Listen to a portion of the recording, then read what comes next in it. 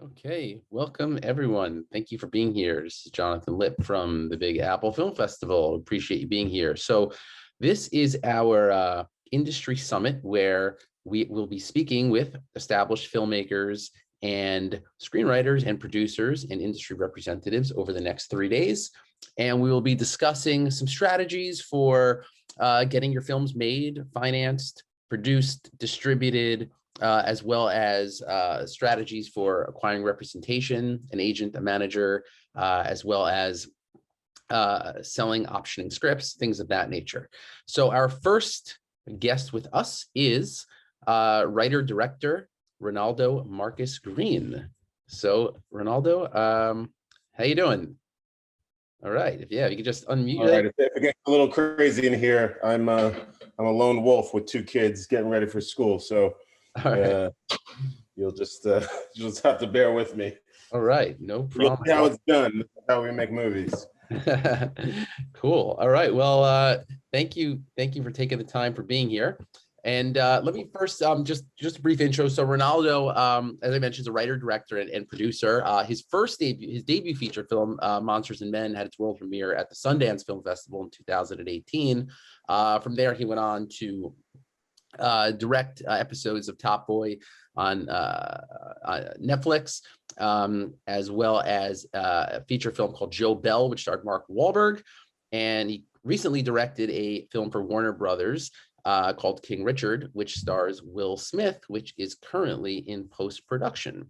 So that's my brief intro, but I'll ask real quick if Ronaldo, if you could just give us a bit about, your background and kind of how you started out from your Sundance days and kind of where you are now. Jump in some questions. Short answer, I was a baseball player growing up. I thought that that's what I was going to do for my living and my livelihood. Spent all my time on the diamond, and my brother was the studious one. My brother Rashad Ernesto Green, who was a filmmaker, and he decided to take the road of going to drama school. He went to Dartmouth, and I sort of saw his path all the way along. And then after he graduated Dartmouth, he went to NYU for acting, and then he started acting professionally on the circuit. And meanwhile, I had a few different jobs. My first career was in education, so I got my undergraduate degree, my first master's in education. I started teaching kindergarten through 5th grade.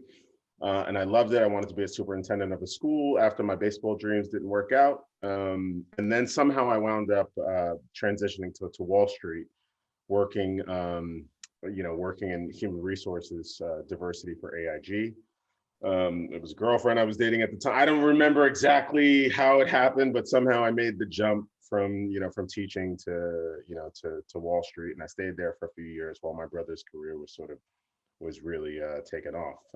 And at that point, I thought, it's really cool. He's living this amazing lifestyle. He's traveling the world. He's going to Thailand. He's going to Germany. He's going to all these places that we never visited as kids. And I thought, how cool would it be if we made films together? But I didn't really want my brother to do it for me. So I really, decided, if I'm going to do it, I should probably do it the right way. And I applied to film school and I got in. So I left my day job at AIG. Went to film school in 2012, graduated in 2016, and here we are. That was kind of my path. I really wanted to produce movies. I wasn't really thinking about directing at all. So that was my path. Once I went into film school, was really to produce my other classmates, produce my brother. We made a short film together in 2012. So that was really the path. And somehow through film school, obviously it's a writing directing program, I was forced to direct, and I haven't looked back since. It's been a nice road. I can't believe I wasn't doing it earlier, and I'm really happy that I made the decision to finally direct, but it wasn't sort of a straight road to get there. All right, cool. Interesting. It's a unique story, that you started out in education and you were working in business and made this transition in film. So if anybody has any questions regarding their current projects, anything they would like some insight into, feel free to put the question right into the Q&A box. And in the meantime, I will start by asking, if somebody has a script right now, they've never made a movie before, they've never sold or optioned the script, they don't have an agent, nothing, they're really just starting out, but they've got this really great script.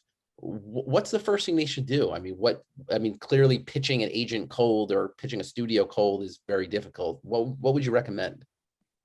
Well, I went the traditional route, so I can kind of speak to that, which is film school, right? So through film school, professors and guest speakers, anybody that I would interact with, festivals, if I was, meeting someone at a festival, it's that network is what I had access to. And so, for instance, when I was in film school, I had a short film, but there's lots of kids that had shorts that never really kind of made it out. I thought the festival circuit was really the best avenue for me to meet other people.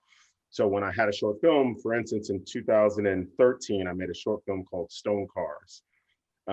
It premiered at Cannes in 2014. So that was, it was sort of a long road to get there, but I went to the festival. I had no money. I was like, how am I going to get there? It was like amazing to go, but they're giving you a very small stipend, and I had to find a way to get to France. And I was like, I don't know. And should I be going to all these places? Is it worth it? It's absolutely worth it.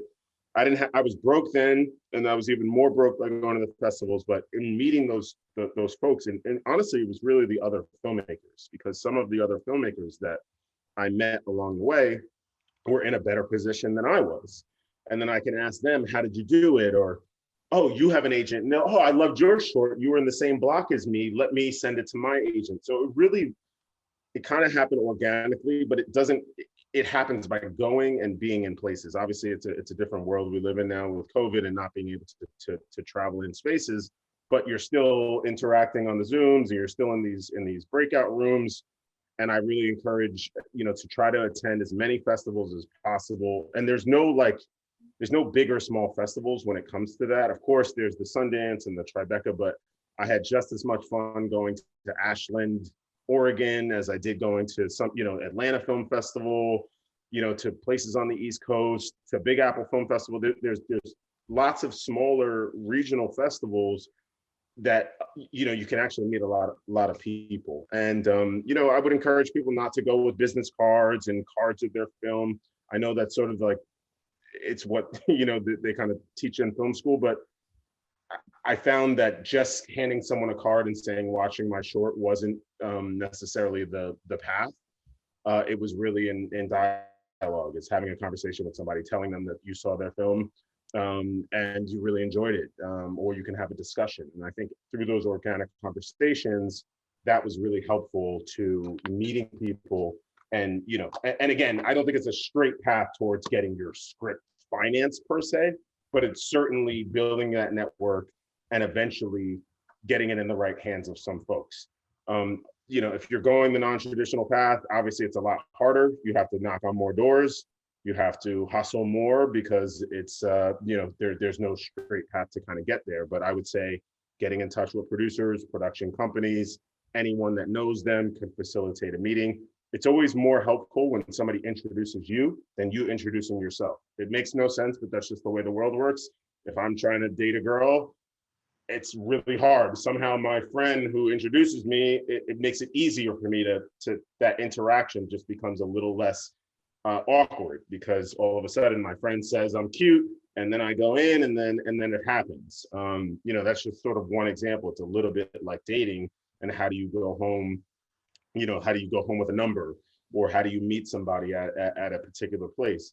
And a lot of times it's a lot easier when somebody else is introducing you or setting you up than it is for you doing yourself. But if you're really good at that, then great, you're going to be successful doing that. So you kind of have to know your skill set. Not everybody's the most organic when it comes in those situations, so they need help. And I think we all kind of need help in those spaces. Yeah, it's interesting too. You mentioned about, there's no festival big or small, because yeah, I mean, I've been to plenty of festivals that were not Sundance or South by or something like that, and it's so interesting. The people you meet your first of all your audience, people who want to see your project, as well as industry representatives, other filmmakers. So yeah, I think that's a really great point. So let me jump to a question here. So Sam has a question. He asked, would it behoove me to invite directors and senior writers to a festival-hosted live script read, in addition to managers and agents of production companies? It depends on the state of your project. If it's really good, then yes. If it's subpar and you're trying to get notes, it might not be the forum to invite those people. I think, for instance, during when I was writing my scripts and I was getting them developed, that development process is obviously very tough, right? Because the first script is usually, they call it the vomit draft. It's not very good. And you share it with three people, your classmates, your wife, your girlfriend, your boyfriend, whoever it is. And it's a really small circle. You don't want to send that draft wide. You don't want that draft going to agents. Maybe the idea you want to get into an agent's ear or a manager's ear, the idea, but not the script itself. Because if that thing gets exposed too soon, the writing will be scrutinized, and then you'll be sort of on the do not read list, and you just don't want to fall into that category. So you really want to be, you have to be your toughest critic. It's hard, right? Because you need feedback and you need people to tell you that it's not good. What I find oftentimes is that people, go out too soon, and it gets exposed, and then it's nobody wants to make it. And so I think you have to really know the state of what your project is in, and then hopefully once you've gotten some, I'll use the word accolades, for lack of a better phrase, but some traction, whether it's getting into a screenwriting lab, or you've gotten some notches under the belt with the project. It's gotten accepted into Sundance. It's gotten accepted into Tribeca. It's gotten accepted into the Cannes residency. It's got accepted into some residencies. So all of a sudden now your project is being pitched with some weight behind it. And I think that's really the way your project should be presented, especially without all those other, if you don't have an agent or manager putting you forward, you really need to try to present it. It's like you go to a restaurant and somehow they're able to charge you more by the presentation. It's the same food, but it's how it's presented. And I think it's a little bit what you're doing, is how you're presenting your project to the world. Now you're saying Sundance is behind me. Now you're saying there's a few of these other institutions that have said, I'm worth it, or my project is worth it. And it's not to say that you should validate yourself by those things. There's the difference between you saying, I didn't get accepted and I'm not validated. That's not what I'm saying, but it helps to have a few little, pieces behind you to then shape your project and present it to the world. And then, yes, of course, look, a reading is always a great thing to do. Do you need to invite agents and managers? Yes, I think at the point where you're starting to cast, I think for me, when I think about those things, I think casting is one of the things that get overlooked. If you have access to a great actor or access to great actors to get them to come into your read, I think it's hi guys. And and then I think that's those are the kind of things that you can do to really set up your project, is try to attach an actor, someone that could help give the project some legitimacy. And then yes, of course, I think the sort of script agent manager step is really towards the end, once you're really trying to get the financing of your film, but not necessarily trying to like workshop it in front of a bunch of folks that are supposed to give you money.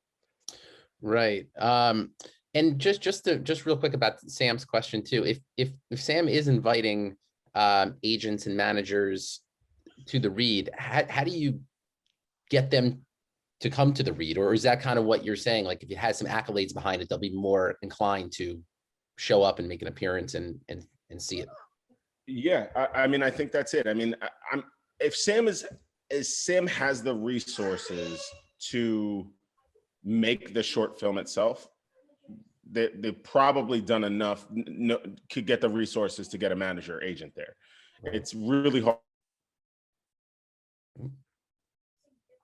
And family members and money, it's the same process. It's now in the industry. So it's through that same network, or the people that you're presenting that film to, is asking everybody who knows someone if they would be willing to attend or would want to attend. I don't think cold calling is, look, sometimes, yes, you could get lucky throwing a Hail Mary pass, but I think there should be a strategy into how you want and who you want to be there, right? There's lots of production companies. just having random production companies come to your project may not be that helpful. If you were curating your own attendance, I would say, okay, let's say I was making a horror. I would identify the companies that do horror films. I wouldn't just invite blanket X companies. I would say, okay, here are the 12 companies that do what I do or do what I want to do or sort of on the path. And I would identify those companies as the place. So this way, I'm not just starting with thousands of production companies. I'm really curating that audience and saying, okay, that's a much easier target than it is trying to hit 200 and sending, dear production company. Like, that doesn't feel very specific. It feels generic, and I wouldn't go to that party. But dear Ray, I saw your film Monsters and Men. It's really aligned with the kind of work that I'm doing. It feels, at least in the same world, you know, I'm doing a different spin on the genre, but man, how you did that with actors. And look, that's on a personal director level, right? But then maybe on a production level, it's the films you guys make are completely aligned with the kind of stories that I want to tell. You know, the taste or whatever it is, or, you know, there's lots of ways to specify what you're looking for to get those folks to come. It's like anything. How would you get someone to come to your party if I was a new kid at a school? I would have to figure out, who do I want to come to my party and how do I get them there? And it's like, whether it's, you know, and I think it's just, how do you make yourself and your project attractive enough to make people want to come? And of course, if I get that person to come, 12 of their friends are going to come too. Right. And it's really trying to be specific about who you want to get to come to your party so that you can put the best strategy forward. But again, I would be doing the curation about who I want so that I could be much more specific in how I ask them to come. If I just want random people to come, it's going to be very, very difficult without saying I'm giving away free money. All right, thank you. Yeah, all right, thank you very much. So next question, Mark, I would like to know, what would be the next step after being acknowledged at a film festival? Acknowledged? I mean, keep writing. It depends. You know, what do you want? Do you want to write? Do you want to direct? You know, look, you can't rest on your laurels, so to speak. You know, making a short film is part of the process of becoming a filmmaker. It's just one step in that process. It's not everything. Even if you won Cannes, I know lots of folks that have won awards at top festivals, but have never put it together to make their feature film. That's like winning the, you know, Little League World Series, but never going on to play another level. So I think, you know, I encourage you to keep writing. I encourage you to keep making short films until you feel ready to make the jump from short to feature. Even after I had my first successful short, which premiered at Cannes, I did not feel ready. I was not like, I'm a director. I know how to work with actors. I know how to do this whole thing and finance it and put it together. I was not ready. So I felt like I needed to make more short films in that next year to get ready. It's just like practice. So that next year I made 3 short films. One of them ended up being successful on the on the festival circuit. It's called Stop. And with those 2 short films back to back, I said, okay, I'm clearly hitting a nerve here. Something's working. And I'm a year and a half older now. I felt more mature and ready to take that next step to feature. So I think I encourage you to keep writing. I encourage you to keep making shorts. I encourage you to keep attending the festivals and applying to the labs and the residencies, because through that network and through that participation on, you know, at the next level, now all of a sudden you're starting to, you know, obviously gain confidence, and gain a network that's going to help you facilitate making that jump from short to feature. Right, and yeah, and also regarding, you know, your short, Eric has a question. He actually, for you personally, what was the process for you like going from your short Stop to your first feature, Monsters and Men? Did you have that script for Monsters and Men ready and start sharing with known contacts, or did you get an agent manager from your short and take that path? No, so I was not ready. I made Stop, you know, as a part of a school assignment. So it was, you know, I was at NYU. It was my 3rd year. I was getting ready to graduate. So after I made the short film, it was kind of dumb luck that it got into Sundance. I made it for $500 and it got in.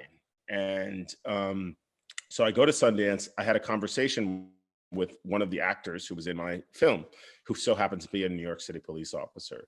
It was that conversation that I had at Sundance, totally random. It had nothing to do with the short itself. We were just talking. And then through that conversation, I said, whoa, this is a way that I could potentially expand. So it was just the seed of the idea. Fast forward 6 months later, I'm not thinking about Monsters and Men. It's not even a concept at this point. And then I went back to that conversation and said, oh, this is possible. I can take that conversation and it could expand my short somehow. So I went back to the drawing board, I would say, after 6 months and finally cracked this idea of doing a triptych. Because to me, it was, I'd only had experience doing short films. And I thought, okay, well, what if I started with 3 expanded shorts and put them together in the same world? It was just an easier path. I think about this career a little bit like, it's obviously a marathon. They say life is a marathon, but I would say it's more like the Olympics, right? You're every 3 or 4 years, you're putting together a big project or a big event, and you need a lot of energy. And how do you train for that, one sort of big push? And, Monsters and Men was that sort of Olympic training, was like through the script process, through the writing process, through the development process, I get one shot at qualifying for the Olympics and then one shot at making it. And that was sort of like the path that I took. I was like, I really have to conserve a certain amount of energy. I need the right coaches around me. I have to do that because now film school is done. I'm on my own. I've got a son who's now 6 months old. Like, what do I do? I was kind of in this, I'm looking at Uber applications. Like, how am I going to do this? I've got a loan, $330,000 of student debt. How am I going to pay this off? This is crazy. And I really had to kind of like hunker down, realize every day I wake up, I have to focus on the script.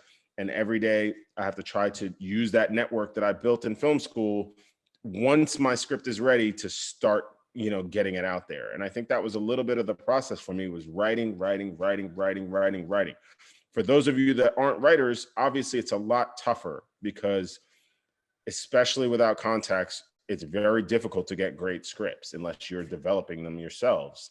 So unless you have other great writers or access to it, the road is just harder. So, directing music videos, directing commercials, there's other avenues towards directing, but without the scripts and the content, it makes it much more difficult to take that path solely as a director. As a writer, you can create the content yourself. It's hard, but you can do it. And then once you make it, then you're all of a sudden you're playing at a different level. Once you get that. I don't know if I quite answered the question, but hopefully there was something in there. Yeah, and in terms of networking and approaching industry representatives, so Joe asked a question over in the chat box. How open are industry people to visual and video attachments to a screenplay? In the literacy world, it's not customary unless it's something that's like it happens. Yeah, I mean, sometimes there's visual treatments. Everything's different. Everything's kind of expanded in the last 5 years. Especially with Zoom, you're getting a lot less interaction. Before it was kind of go in the room. People just want the content. They want the pitch. That's the thing that's really going to sell you and the way you present that material, obviously, as the visionary of that particular project. It's the more the material, the more you can discuss that material and with specificity. Like for instance, Monsters and Men was a project that wasn't just like dreamed up. It was something that I knew very well because Eric Garner got killed, on a block I used to deliver pizza.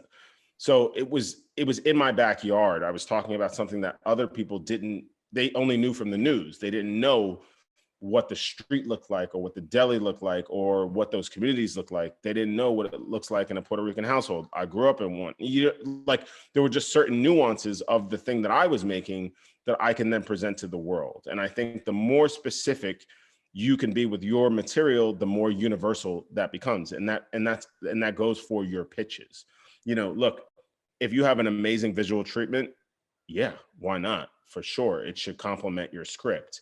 You know, whether it's a couple of pages of just a tone or a style of your project.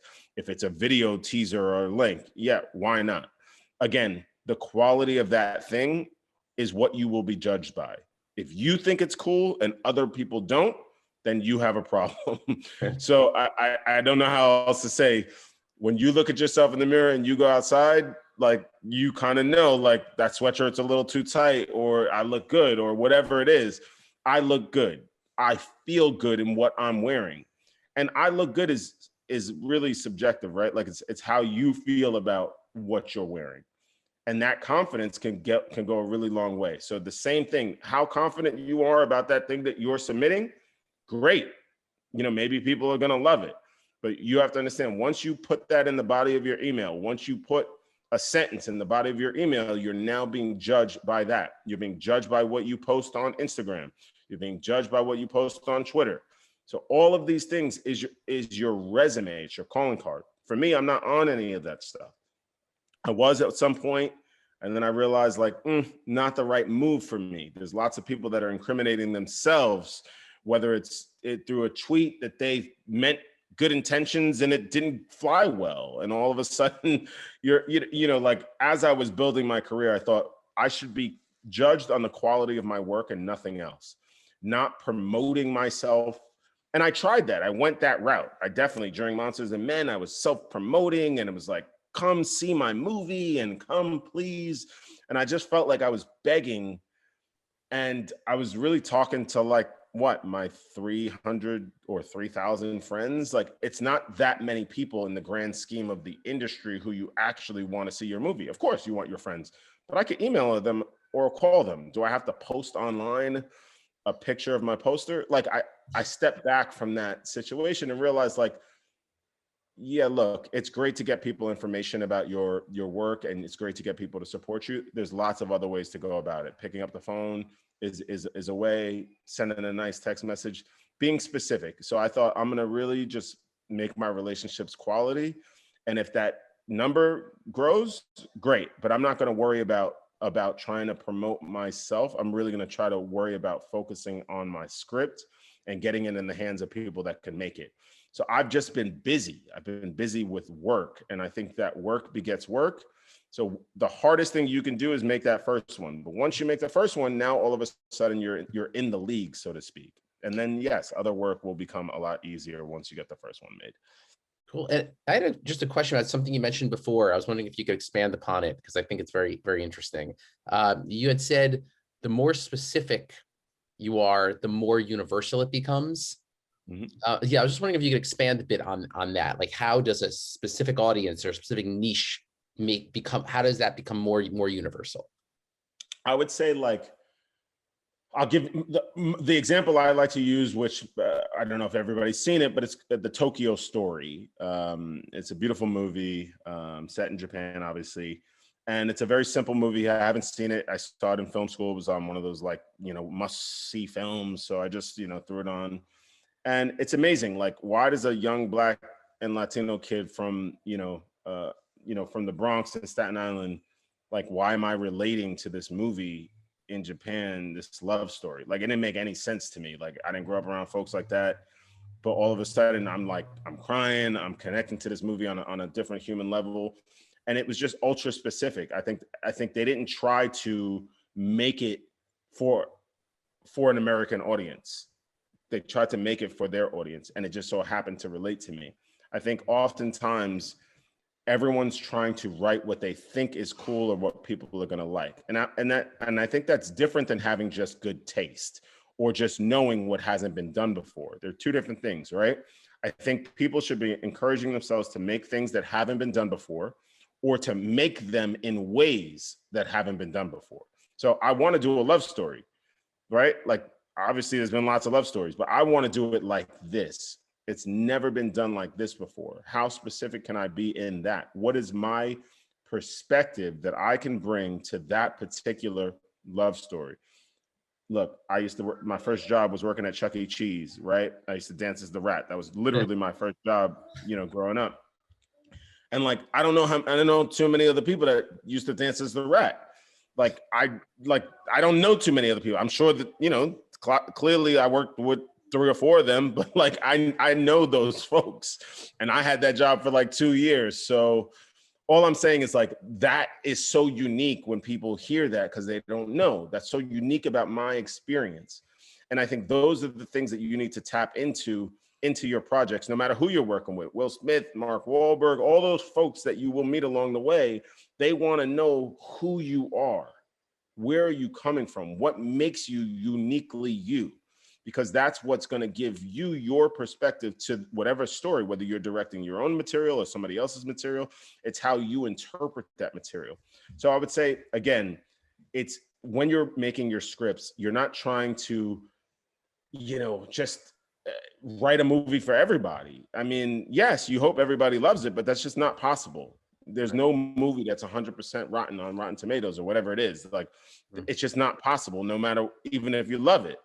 There's going to be people that don't like your thing. So you're not trying to write to that percentage of people. You're trying to write to who you think is going to come watch your movie. And it doesn't matter if it's 5 people or 50 people or 500. Obviously, you want the bigger number, you know, and if you have good taste, more and more people will see what you're trying to do. But it's like anything, right? If you're online, I remember being on social media, you can read through the posts. If people feel like they're trying to say too much, like, you start really being critical about how people are presenting themselves online. People read your material the same way. They're like, they're trying to do this. Like, people start projecting what they think you're trying to do. You're trying to talk to the masses. You're trying to, I see they're trying to do that. Like, just stay within yourself. Do the things that you want to do. Be specific about your upbringing and your story, and bring that to every project that you have. And just keep it simple. Don't try to do too much. I think it's just often that's what we do, right? And if we think about the most beautiful films, they're just the most simple. It's the most simple concept, the most simple story, and it's not trying to do too much. We oftentimes, because it's just the way it's natural. It's natural to try to get exposure. It's natural to try to get attention. That's what children do, right? We try to make it flashy so that people are going to like it. And you're like, no, sometimes the most simple meat is the most delicious. I'm sorry for any vegans out there, but like, sometimes the most simple dishes are the most delicious. It's not with all the condiments on it. You know, it's just the most simple ingredients. And you want to treat yourself with that level of respect, with very simple ingredients that are going to help you make that thing you want to make. Sorry. Yeah, thank you. That's really great insight. And then we had a question, which a lot of filmmakers and screenwriters have. Do you have any advice on getting a manager or agent? Was that helpful with your first feature? Advice: write a great script. If you have a great script, believe me, you will be able to put it in the right hands. It's when the script is not great, you're hitting walls. You know, it's just the way it is. If you have a great script, you will find that person. It's sort of you know, the line, and if you build it, you know, he will come. You know, it's a little bit of you have to build that thing, and then believe me, people are going to come to get that. You know, it's like any new restaurant or new ice cream shop or new store. People want good quality stuff, and they will find it because they're looking for it. They need the content. So you just need the content. If you don't have it, it's going to be very difficult. And for me, at some point, I remember I wrote the first draft. I had met some folks at a festival similar to Big Apple, who had produced a film called Beast of a Southern Wild. And they loved my short film. They loved the short film Stop, and they just said, keep in touch. Sure enough, when I had the concept for Monsters and Men, I thought, oh, it's the same world. Maybe they would be interested in my feature. So I remembered that they were interested in me. This was now 6 months later. I decided to write the script. I just said, hey, look, I'm developing a project. We should keep in touch about it when I have the script. So I just kind of seeded out the idea that I was making a feature. And to see if they would be even excited about it. And I didn't write a long book in the email. It wasn't one of these, I went to film school and sold my whole resume. It was none of that. It was just, hey, I remember meeting you at Sundance. Great. I hope all is well. I'm making this feature, wanted to put it on your radar. Simple. Great. Let us know when you have a script. 6 months later, they were checking in after 3 months. I didn't have the script after 3 months. They were checking in. Hey, that script you told us about, do you have it? So all of a sudden, I'm like, man, I need to get this script. I like got them excited about this thing I don't have. So I created buzz around this thing I didn't even have, but it gave me an engine and it gave me something to look forward to and to work towards. And I think you have to kind of create these little obstacles for yourself in order to attract some attention. And I think, same thing with agents. I was introduced to my agent by a fellow producer. So a producer, up and coming independent producer that wanted to work on my film was like, hey, I know this guy, Craig Castell over at Endeavor.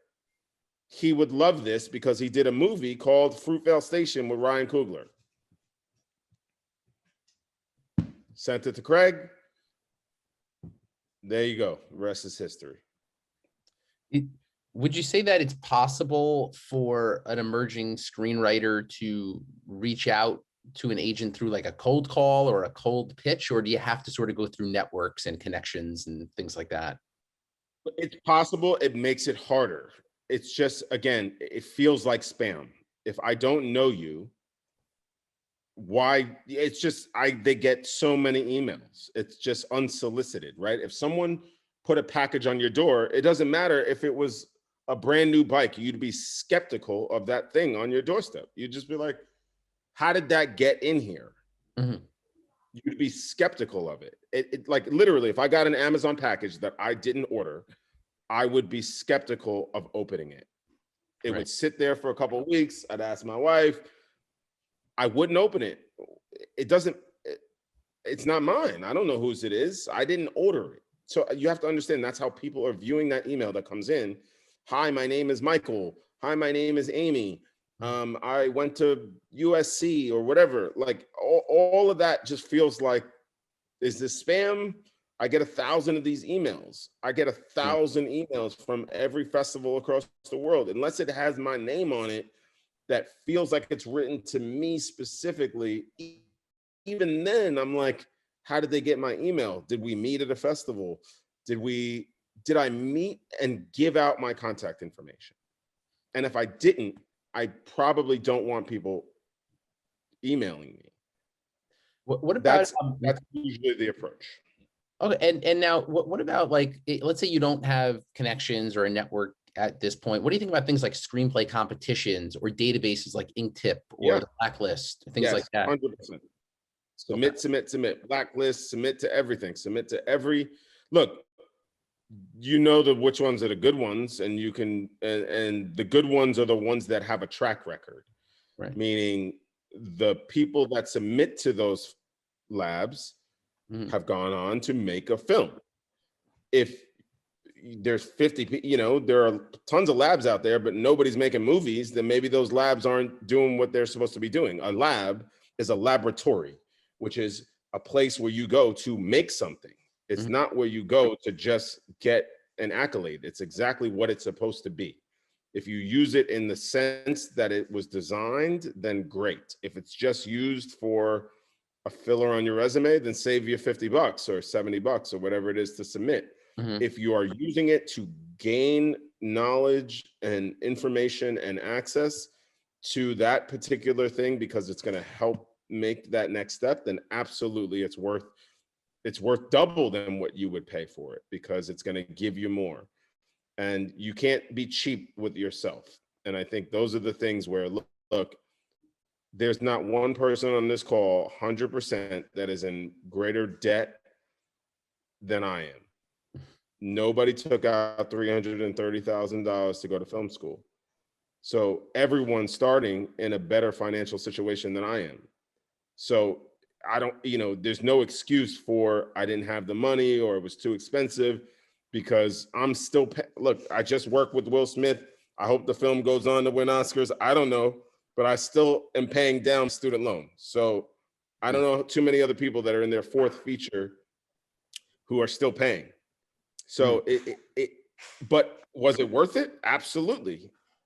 I've got a beautiful family. I met my wife in film school. I've got 2 kids. I've worked with Will. Like, I don't know. I feel rich, but I feel rich because it's not because of how much money I have in my bank account, because NYU was expensive. I feel rich by the experiences that I had and by the ability of me not telling myself that I wasn't worth the $50 submission. Right. I wasn't worth the $150 lab.